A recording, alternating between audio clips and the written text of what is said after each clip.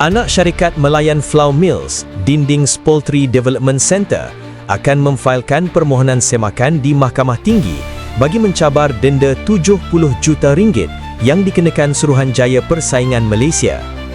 Langkah ini diambil selepas Tribunal Rayuan Persaingan menolak rayuan syarikat berhubung kes kartel makanan ayam.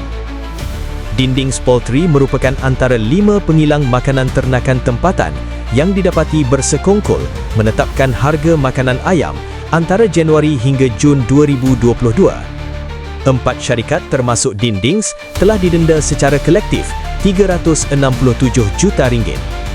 Dengan nasihat peguam, syarikat turut memohon perintah penangguhan interim bagi menggantung sementara penguatkuasaan keputusan sehingga semakan penghakiman dibuat.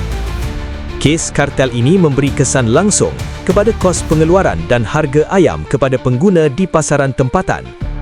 Semakan kehakiman ini bakal menentukan hala tuju kes kartel makanan ayam yang melibatkan industri ternakan negara.